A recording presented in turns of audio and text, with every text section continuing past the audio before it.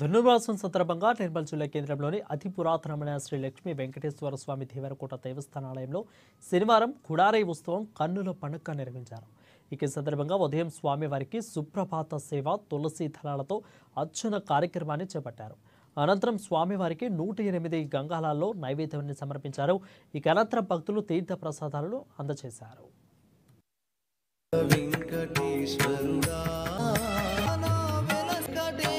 ప్రియ భగవద్ బంధువులకు విజ్ఞప్తి, ఈరోజు ధనుర్మాసంలో 27వ రోజు సందర్భంగా కూడారై అనే గంగాళోత్సవాన్ని లేదా పాయసోత్సవాన్ని నిర్వహించడం జరిగింది.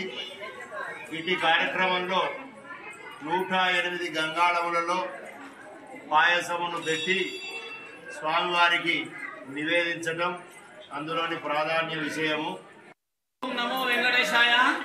శ్రీ లక్ష్మీ దేవరకోట దేవస్థానంలో ధనుర్మాసం ఉత్సవాల సందర్భంగా నిన్న జరిగిన ఉత్తరోత్తర దర్శనము నిర్మల్ పట్టణ ప్రజలు మహిళామణులు అధిక సంఖ్యలో పాల్గొని విజయవంతం చేసిన మహిళామణులందరికీ భక్తులకు మరొకసారి ప్రత్యేక ధన్యవాదాలు తెలుపుతూ, అలాగే అందులో భాగంగానే ఈరోజు 11వ తారీఖు నాడు కుడారై ఉత్సవము మహిళామణులు ప్రత్యేకించి కుడారై ఉత్సవాన్ని ప్రోగ్రామ్ ని సక్సెస్ చేసుకొని విజయవంతం చేసిన మహిళామణులకు అలాగే మందిర తరపున